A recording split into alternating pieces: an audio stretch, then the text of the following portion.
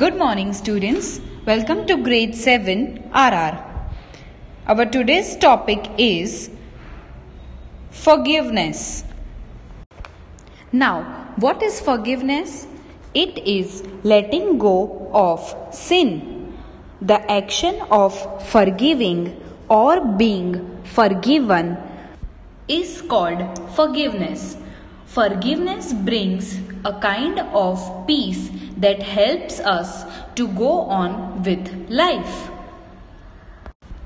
Forgiveness can lead to healthier relationships, improved mental health, less anxiety, stress, and hostility. Now, students, let's see one example. There were two best friends, Rosa and Anna. But sometimes they didn't get along. I don't want to play with you, Anna said. You are not my best friend anymore. You are mean, Rosa told Anna. You hurt my feelings. You are baby, said Anna, and Anna walked away, leaving her best friend crying.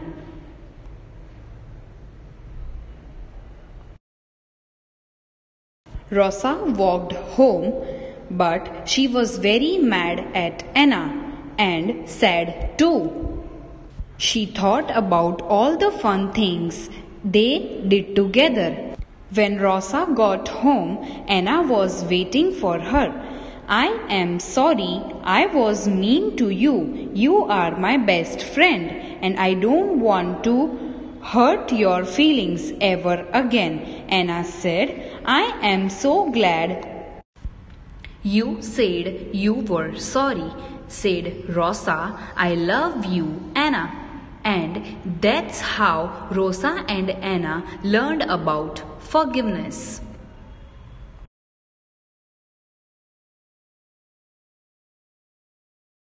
Let's read the story. The name of the story is Magnanimous Masa. Dhara was not a rich town, but its people were hardworking and happy. The happiest were Masa and Hina.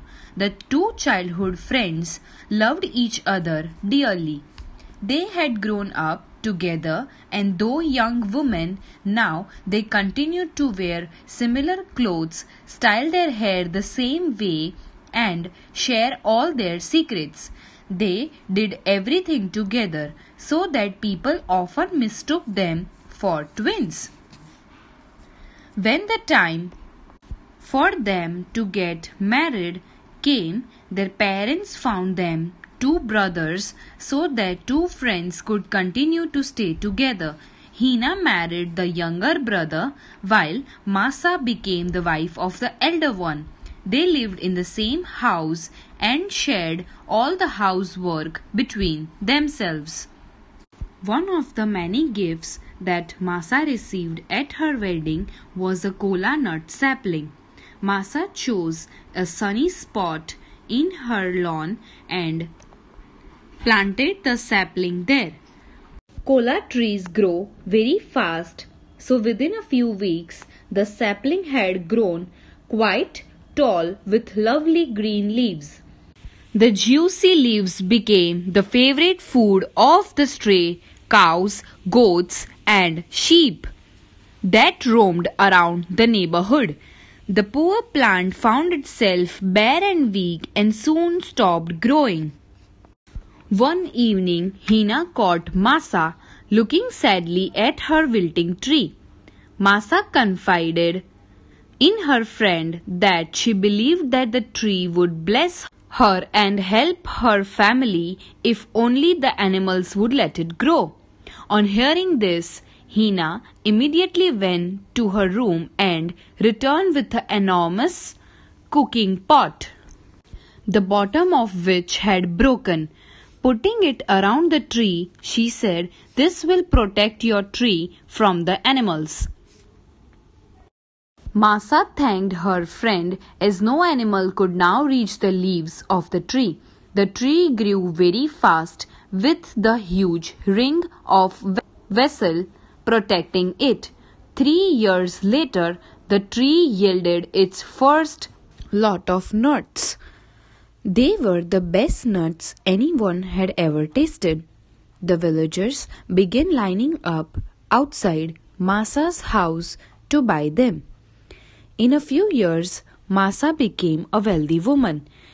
Thanks to kola nuts, this made Hina jealous. One morning, she entered Masa's room and said, "Could you please return the broken pot that I lent you some years ago? I am talking about the ring that I put around your kola tree." Masa's eyes grew wide with surprise. She thought her friend was joking. "Hina, I can't remove the ring from around the tree unless I break it," she said. But Hina continued in a serious note. "No, you can't break the ring. I want it just the way I gave it to you." Hina's bitter and angry face revealed her true feelings. She couldn't bear to see her friend wealthy and successful. Masa tried to be patient with her friend and said, "Hina, please understand. If I don't break the ring, I will have to cut the tree down." "You may cut the tree down if you wish. All I want is my pot," said Hina stubbornly.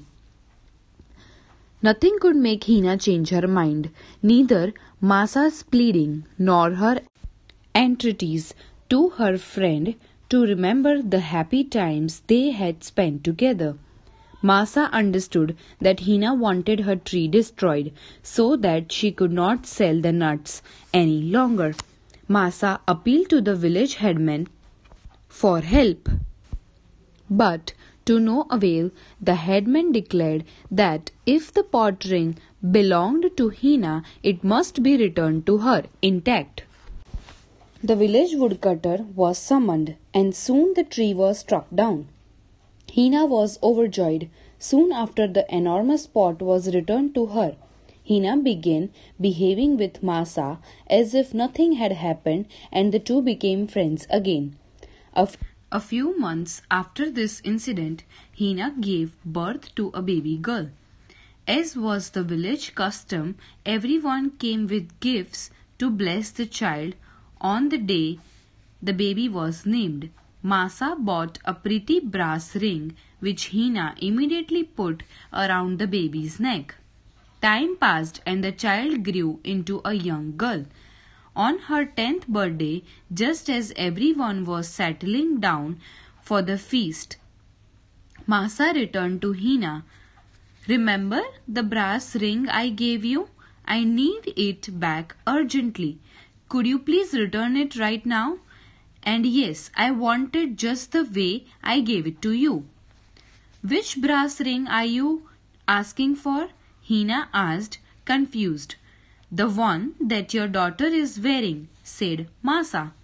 "But that was a gift from you," Hina began. But Masa cut her words short, saying, "I bought the brass ring because I liked it, but I did not object when you put it around your daughter's neck. Now I want you to return it to me." Hina's stomach churned as she feared the worst. "Masa, I will make you 2 new brass rings, but please don't ask for that one. You know that the ring fits perfectly around my daughter's neck, and her head will have to be cut before the ring can be removed intact. Please, I beg of you," she pleaded. "I am not asking you to cut off your daughter's head. All I want is my brass ring," replied Masa with a straight face. Hina ran to village chief and told him about Masa's demand. The village chief tried to persuade Masa to change her mind, but she remained adamant and reminded the chief of the kola nut case. He had no choice but to settle the case in Masa's favor.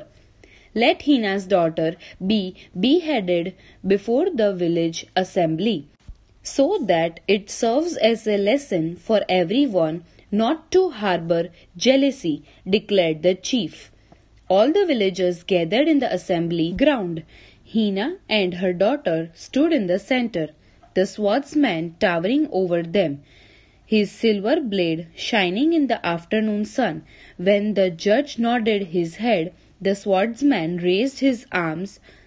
The crowd held its breath. "Stop," said a voice. It was Masa. "This young girl is as much my daughter as Hina's. I would never forgive myself if she were to be harmed in any way," Masa said in a calm voice. "It is never wise to repay a bad deed with a bad deed. If we do, then the earth will never be a happy place. To forgive and forget is the only way to live in peace and prosperity. Therefore, I forgive Hina for the wrong that she has done me. She remains my dearest friend." Hearing these words, the entire village cheered.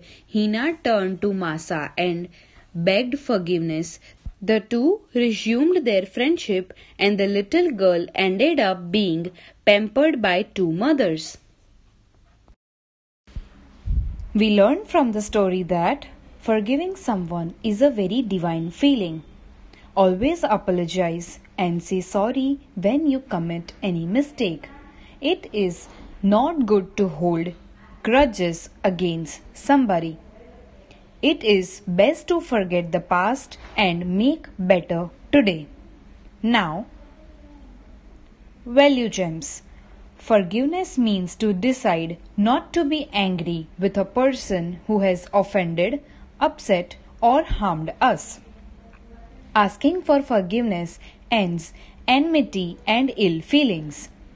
Forgiving others helps a person get over bitterness and grudges and is key to happiness and peace of mind. A person needs courage and generosity to forgive another. Forgiving someone or asking for forgiveness is not shameful. It is important to forgive and forget readily. Auto suggestions. I always apologize for my mistakes. I forgive people if they are really sorry. I remember the good things that my friends have done for me. Thank you.